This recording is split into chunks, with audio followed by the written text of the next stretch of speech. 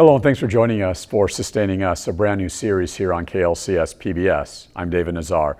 Throughout the year, we're going to bring you informative and educational field reports and expert guests to discuss vital environmental and economic sustainability issues, everything from climate change, clean air, water, technology, and healthcare, to education, pandemics, and housing.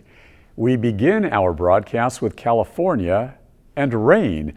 As odd as this sounds, given decades of drought, is California on the brink of a massive flood of biblical proportions, a phenomenon so great, some scientists say this could be the costliest natural disaster in world history.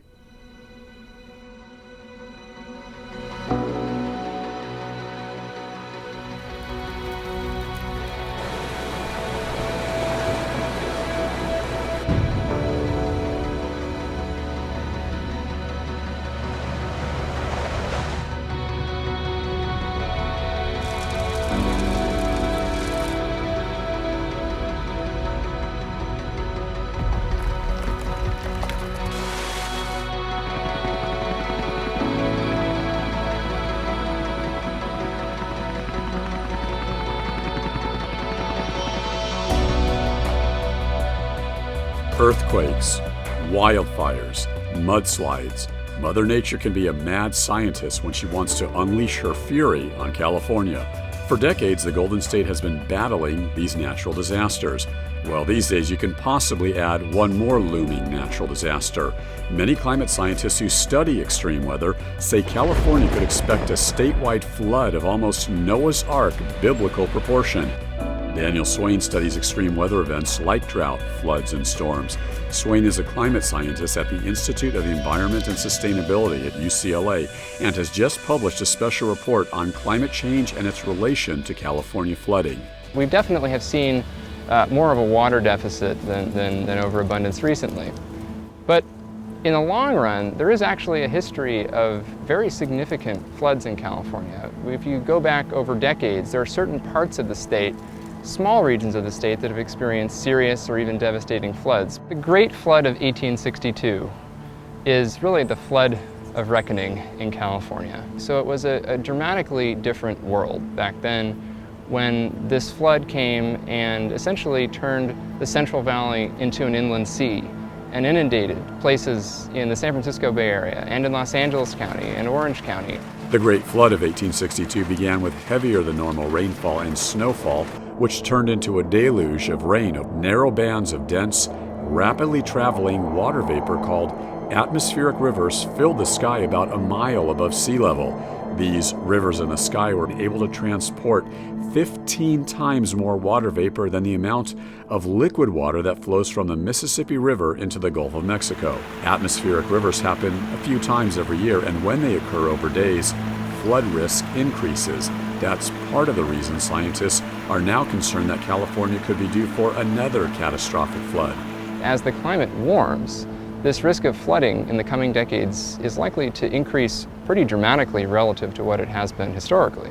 There is something like a 50% chance that this event could happen between now and 2060. So essentially a 1 in 2 chance of this event occurring in the next 40 years or so. How serious is the flooding going to be? In the Central Valley, for example, that might include inundating an area all the way from the southern San Joaquin Valley to the northern Sacramento Valley, and that would include cities like Fresno and Sacramento and Modesto and Stockton. It would inundate a significant portion of the bayshore regions in the San Francisco Bay Area. This sort of storm would also be associated with strong winds, which would actually cause a certain sort of storm surge. So this flow of water into the bay from the ocean combined with the floodwaters from the rainfall potentially inundate parts of Silicon Valley. And if we go down to Southern California, large parts of LA County that lie in natural floodplains would probably also be inundated. It's possible that the LA River flood channels would be seriously challenged by a flood of this magnitude. Orange County, San Diego County, a similar story. Millions of people now live in places that the last time this happened were underwater. The total economic damages, both the direct losses plus the indirect economic losses as a result of lost businesses and economic activity in the wake of the event, would be essentially $1 trillion disaster should this recur. And that would make it the most expensive natural disaster in the history of the world. It depends on how hysterical you want to get. To really push public policy based on theories and nothing proven is kind of difficult for me. Brett Barbary has worked in the water industry for over 20 years. Barbary is a board member of the Metropolitan Water District of Southern California, the largest water agency in the world, and he is also a board member of the Municipal Water District of Orange County. We met Barbary out here at the Santa Ana River, which helps control storm runoff. The Santa Ana River runs from the San Gorgonio Mountains through Riverside County on into Orange County and then out to the Pacific Ocean. Barbary, a staunch conservative, says he's concerned that climate scientists are scaremongering when talking about a repeat of the Great Flood because of climate change. For them to make these pronouncements where things definitely are going to be 100 years from now, we don't know that. We can't figure these things out. And scientists are very smart and they look at lots of numbers, but if they're off just a little bit in one level, like you've seen, it throws off all the models down the road. So I trust the farmers to figure these things out because they understand how nature works. They understand how their fields need to be planted, how they need to fallow those. They don't need some bureaucrat in Sacramento or DC telling them what to do. So I tend to side with the farmers who are actually there working in the soil, and they're more weather dependent than scientists are. You side with them more so than the climate scientists? Absolutely. Why is that? Because they're more practical. They have the hands-on experience. It's one thing to live in an ivory tower working on your models, and that's great and that's fun to do and it's good to debate that. But when you have to put it into reality and put it into action, it's very different. To be clear, are you discounting or possibly even disputing some of the science that these climate scientists gather regarding the flood or climate change? Look, we are going to have floods in the future. To put it all on climate change, I think it's ridiculous. Nature has a way of working in cycles. We're in a little warmer cycle now, it'll go back. As a public policy person, you look at risk, you look at the science, you look what's out there, and to really base all of your decisions based on what might happen, a percentage may happen in the future, I think is folly. The critical question becomes, what level of protection are we willing to pay for? So flood protection comes at a cost. Benjamin Preston is the Director of Infrastructure Resilience and Environmental Policy at the RAND Corporation. This climate scientist studies climate risk management. He says dealing with catastrophic weather events can be a challenge to find the best solution. We have to figure out, how much are we willing to pay in order to completely mitigate or climate-proof Southern California and Los Angeles from a future flood event. And so we have to balance risk on one hand with cost-effective solutions. And in so doing, inherently we're going to run into trade-offs. So we don't want to spend $2 to avoid $1 in damages, right? So trying to understand what is a reasonable level of protection and what society is willing to accept in terms of risk is critically important. And the science can inform that, but ultimately that's a matter of public policy and public deliberation. So when it comes to flood risk, effectively the sort of default standard level of protection that we're used to and have accepted is a 1 in a 100-year event, or a 1% chance of a particular flood level in a given year. But there are other standards out there, and it comes down to an understanding of cost and how much we're willing to pay. Man and nature can coexist in many ways, and we've done a tremendous job in figuring out how to overcome that. A modern recurrence of this event would be an economically devastating event for California should it recur in the near future. Joining me now to discuss this further is David Colgan. David is with UCLA's Institute of the Environment and Sustainability. He's also an author and teaches science communications. Thanks for being here, David. Thank you, David. Two polar opposites in this field report. You've got the scientist and you've got the water expert. The water expert is saying, you folks, the scientists live in an ivory tower. What is your take on that? I think he relies a lot on sort of linguistic tropes that aren't really accurate in this situation. A couple of things that really tipped me off to that while I was listening to him talking were his confusion of the term theory, right? Like he uses theory in the colloquial sense, which we understand as a hunch or a suspicion, right? More than what it means in the scientific sense, which is something that's been proven time and time again through observation, tests, and relying on facts over a long period of time. And so I think that's either unintentional misinformation or possibly even intentional obfuscation of the issue. However, you use the word facts. He says he bases his facts not on science or the scientists. He listens to the farmers, David. Sure. I mean, that's pretty anecdotal as far as I'm concerned. And I'm not sure which farmers he's talking to in this case. Across California, I think there's this, and across the country, there's this sort of understanding of the sort of single family farmer who sort of tills their own land and like is just like a good of the earth person. But I mean, the reality in California is most of this land that's getting farmed is big agribusiness. It's big companies that are distributing around the country and around the world. So if he's listening to them, they may also be filling his campaign coffers. When we listen to this story, this is sort of an example, David, of what's happening in the United States, the divide. We've got the scientists, I don't know if you would call Brett Barbary a science denier. I don't know if he believes everything that the scientists are saying. What is your take on the divide that we're having in the United States over climate change, global warming, and the climate science?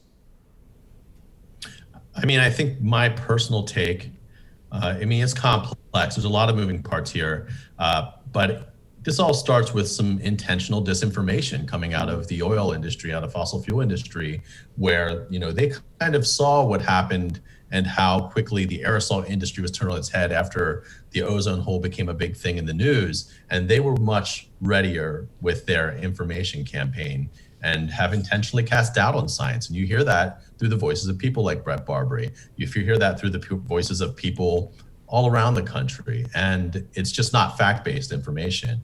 It's talking points, and they have an agenda. Yet some of the voices in the United States are saying, hey, we get there is climate change, we get there's global warming, but we're worried about our job, we're worried about the education of our kids, we're worried about paying the rent. Folks believe in climate science. I believe it just doesn't seem it's a priority, David. Yeah, I think there's a real issue with, and this is completely understandable, that people are focused on their day-to-day lives and what they need to do to survive and thrive and have their families be successful in the world. That's 100% understandable. And that's all stuff that needs to be part of whatever solutions we come up with to climate change. It has to include jobs. It has to include education about the world and about the science that describes the world. And we're not there yet. So it's not something that can be separated out in my mind. That the idea that we treat the environment, right, as some discrete issue instead of the entire world in existence that we all depend upon for all of those things that you mentioned is a real I think that's a real bit of misdirection. Yet some of this could be based on the fact that scientists, even your scientists at UCLA, possibly just don't get the message out there, right? The science messaging is not there because it seems that some folks don't believe what the science has to say. Yeah, I mean, I think that's partly my job as a science communicator, and it's certainly something that we see is that scientists who are really in a day-to-day basis sort of acquainted with the facts and are really deep in the information have trouble perceiving what the common perception is as a fact in question, right? Like they need to understand that these perspectives, they may not be valid to them because they're so deep in the data, but they exist in the world and they have to be dealt with in a respectful way, I think. And so I think the more scientists can treat those perspectives, not in a sort of condescending way, but in a way that meets them where they are, and tries not to demonize those sort of misperceptions, the better off we'll all be. You use the word condescending, and it takes me back to a quote in the field report I put together where Brett Barbary said basically, quote, "This is folly," meaning this is nonsense. And that's condescending to many people, probably you included, and your scientists. Yeah, there were a couple things I found a little bit condescending. That's certainly condescending. The idea that these findings of actual scientific papers that are peer reviewed are quote pronouncements of what will happen in 100 years is completely misdirection as well, in my opinion. And not even really in my opinion, it's just straight up misdirection. I mean, these are, they're certainly doing projections of what may happen in 100 years or what they anticipate will happen based on the facts, their observations, and a whole lot of information. But we're not saying, yes, this will certainly happen in 100 years, right? We're just projecting this is the best we know based on the information we have available to us.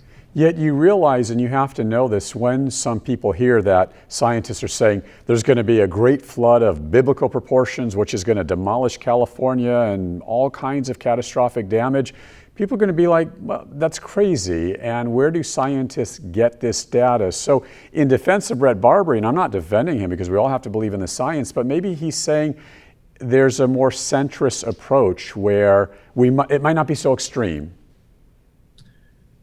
Yeah, I mean, I think though, when we're balancing sort of our economic goals with dealing with global impacts, we need to be a little bit more realistic and a little bit more farsighted. We're talking in this case about a flood that we have experienced, right? We have saw it in the 1860s, right? Where, the governor had to canoe from the second floor of his Sacramento home to be inaugurated. And the fact is that this happened then. It certainly can happen again. And all the data that we are looking at shows that it may well be more likely now that climate is changing. David Colgan of UCLA, thank you so much for being here. Thank you for the interview. Thank you, David. And now we travel to the San Diego-Mexico border region where rain, flooding, and the possible climate change connection are causing water pollution problems in our border waterway. PBS station KPBS in San Diego visits with Wild Coast, an international nonprofit environmental organization. Reporter Eric Anderson has the story. Wild Coast's Paloma Aguirre stands just a few hundred yards north of the U.S.-Mexico border. She's in Goat Canyon. It's one of 5 places where sewage-tainted water from Mexico flows freely into the United States. It's catastrophic. For anybody who doesn't know this area or about this issue, it's very simple. It's one of the biggest environmental disasters that our country suffers every single year. And now with climate change forecasting more intense storm events, we're going to see this problem exacerbated over time. Goat Canyon is actually a success story of sorts. Aguirre is standing beside 2 large catch basins that keep sediment from swamping wetlands in a nearby state park. Whenever it rains, it's a canyon, it drains, the Los Laureles Creeks flows across the border and into this area. There's a pollution collector nearby that routes tainted water flow to the International Wastewater Sewage Treatment Plant. That facility was built to help treat cross-border flows during dry weather. Meanwhile, these catch basins keep sediment out of sensitive habitat just a few hundred yards away. One key feature is the small fence that reaches across this basin. These are the only types of trash booms in the entire Tijuana River Valley. They're highly effective, especially for for high floatables. As you can see, there's a lot of plastic bottles, there's a lot of foam.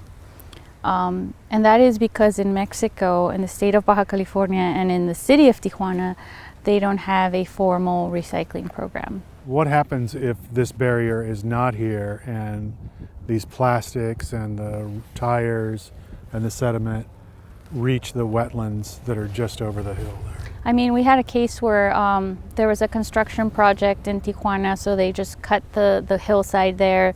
There was no plan for sediment control, and all of that excess sediment destroyed about, I think it was between 30 and 40 acres of wetland and salt marsh habitat. So it's incredibly detrimental to the system.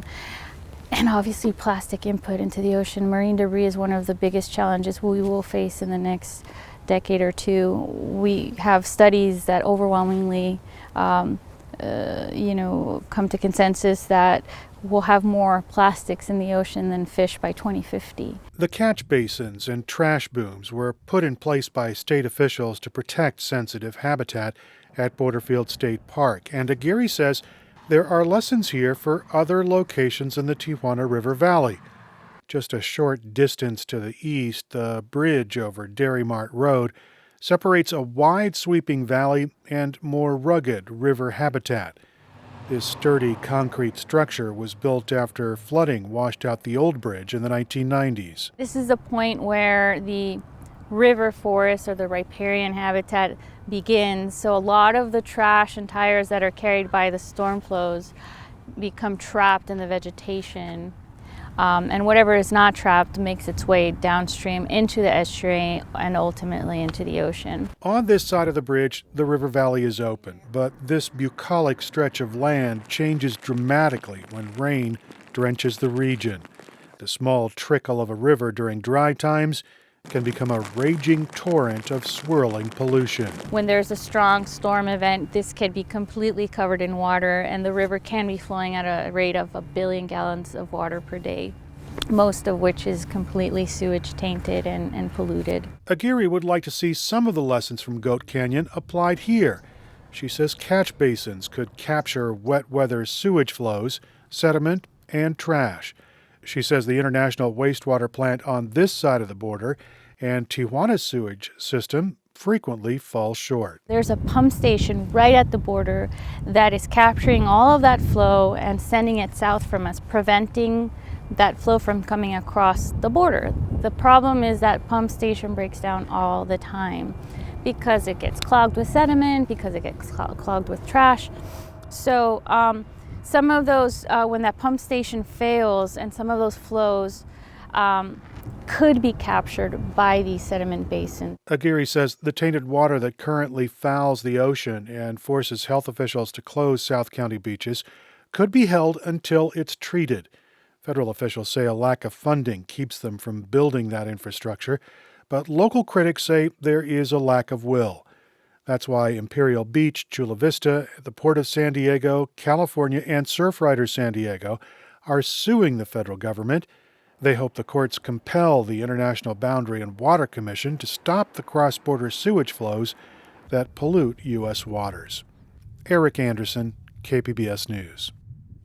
Thank you, Eric Anderson and KPBS, for that report. Now, to waterway problems in Arizona and the fight to preserve that state's rivers. This next story is brought to you through a special collaboration with KLCS PBS and Arizona State University's Cronkite School of Journalism and Mass Communications, as we partner with and mentor students seeking to explore the environment through their reporting. Here is Madison Staton with Cronkite News. It's a tale of two rivers. One, the Verde, runs into the valley from northern Arizona. The other, the San Pedro, flows up into the state from Mexico.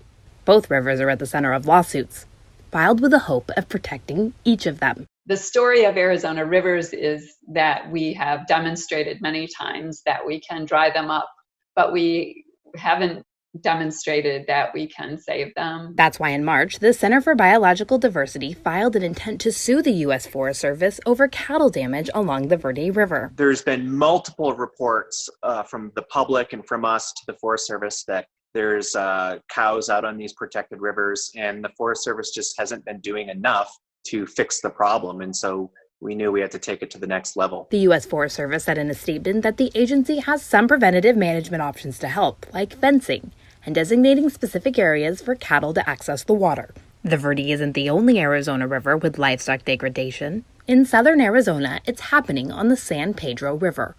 The Center for Biological Diversity and other partners like the Sierra Club filed litigation this spring to protect the San Pedro from livestock grazing. The lawsuit against the Bureau of Land Management challenges what the center reports as unregulated grazing. And that's not the only lawsuit. The two groups, along with other partners, also filed a lawsuit to protect the San Pedro from groundwater pumping. Sandy Barr says this is one of the biggest threats facing the San Pedro. Sections of the river that were once perennial, meaning they flowed year-round, are no longer flowing year-round. The lawsuit is against the U.S. Army and the U.S. Fish and Wildlife Service. The regional director for the U.S. Fish and Wildlife Service wrote in a statement that they are working with partners to reduce new well drilling and promote efficient water technologies on agricultural lands. Both San Pedro lawsuits are in the early stages. I'm Madison Staton, Cronkite News. Thanks, Madison Staton and the Cronkite School of Journalism and Mass Communications for that report. For more information about our program, just click on klcs.org and then click Contact Us to send us your questions and comments or story ideas so we can hear from you. Thank you so much for joining us for this edition of Sustaining Us here on KLCS PBS. I'm David Nazar.